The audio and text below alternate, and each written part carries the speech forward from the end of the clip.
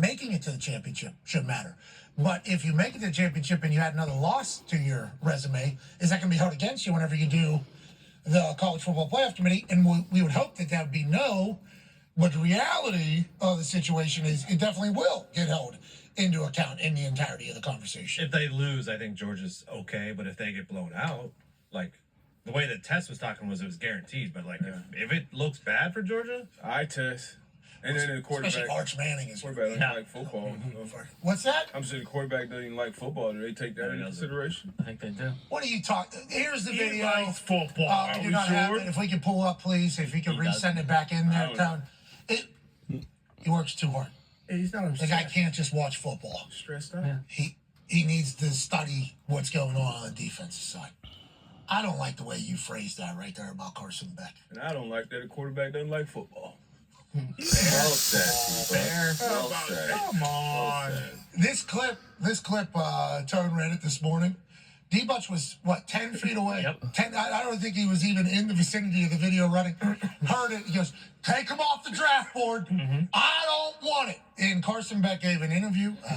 It was at a press conference. He was asked about watching Texas A&M and if he learned anything. With the way the schedule worked, you got to sit there and watch Texas A&M on Saturday night. Was there anything, that stood out to you maybe that was different? Let's listen into Carson Beck. From watching Texas's defense.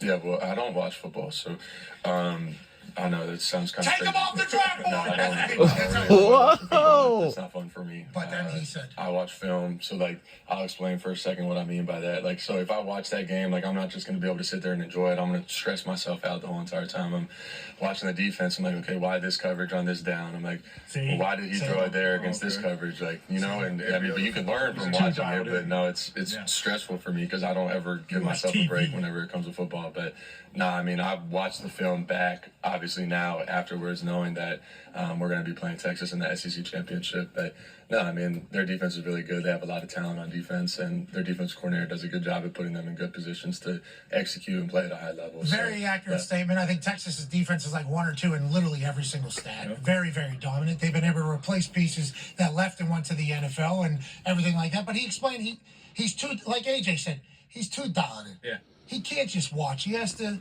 nitpick and understand why things are happening. He likes football too much, I think, is what he was saying. Yeah, that was good explanation. I don't know. I've been around a bunch of quarterbacks. Good ones, bad ones, okay ones.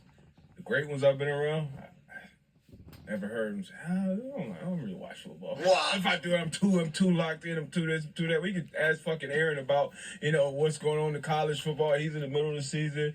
Brady, Peyton, but to each his own. Hey, it's just different, And I'm not the guy who's like, hey, if you got any other interest outside of football, I don't want you on the team. You're not watching 10 hours of film. I'm definitely not that dude. But sounds like that to come out and say, hey, sounds like he said, I watch TV. I watch film. Yeah, I watch film. You watch the highlights. If he shows up and beats Texas' ass, it doesn't matter. Again. Which has already happened, which was a big part of the conversation for the whole college football playoff because Texas, who they beat? Who they beat? They didn't beat anybody. They played one good team, and that team came into their house and beat them. Then they go to Texas A&M and get a massive win. Yeah, they beat Oklahoma. So if we want to do the, who beat Alabama, who beat Georgia. So, if you want to jumble it all together, Texas got a couple pretty good wins. Texas, hey, Nick Saban said it, SEC Media Days. Who's going to be in the SEC championship? He said Georgia and Texas. And he got a lot of shit, remember? Because that was before they even named it Saban Field. It was still a part of the whole thing. They're like, oh, he's already turned into a talking head. Like, people in Alabama weren't thrilled about it. I think we were even like, damn, you could have just said, you could have said Alabama. That would have been, that would have been just an easy way to kind of get through your first SEC Media Days. But instead, he's like, I look at the talent, I look at the roster, I look at the film. This is... Two best teams. This is two best. And then lo and behold, here they are. And I think they're both safe, obviously, for the college football playoff, especially with how the year has gone. But every time Tess said, yeah, it's scary, that was... He might have his WWE hat on, though, when he's doing that. He is on Monday Night Raw. Exactly. There's a chance. Drew McIntyre! Drew McIntyre, big return last night. That's awesome. Claymore. I didn't know it was him.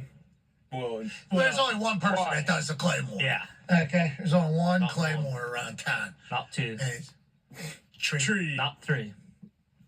4 clamor. Oh, I thought it was Trey. I didn't know. It typically is, but you know, a night with a triumphant return like that, I think it calls for 1 additional clamor kick. I'll tell you what, I saw the back of him, and the hood was up and everything. Mm-hmm.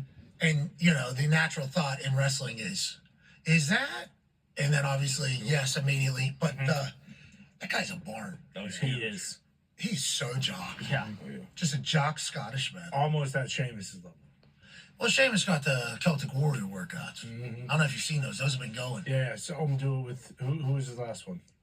I don't know. The last thing I saw him do was slip and fall, but he handled it like an absolute. Yeah. It was with Jade Cargill, and they did her like ab workout. It's Jade crazy. Cargill is absolutely. I can't wait. Jack. He's sitting in the room with the Fighting Irish football team, waiting to see where they're selected on selection day. Yeah. Well, if he could make it from Georgia Tech, Well, he knew those Georgia Tech lads were going to fight the way they fought against Georgia. he might be at this point. He might be in Georgia's huddle. He could. He's If they want a little boost, They should. Yeah. we miss you, Sheamus. Love Sheamus. Why they do Big E like that last night? I didn't like that. I read the longest thing I have ever read in my whole life. Wow. Okay? My whole entire life. It has been talked about. I think Dan Patrick mentioned it today. I have never read a book. Okay? Sue me. That's on me. Never been able to get through front to the back. Did the whole school thing. Obviously, like everybody did. There's books that are required. Did a quick, hey, can you summarize what happened there?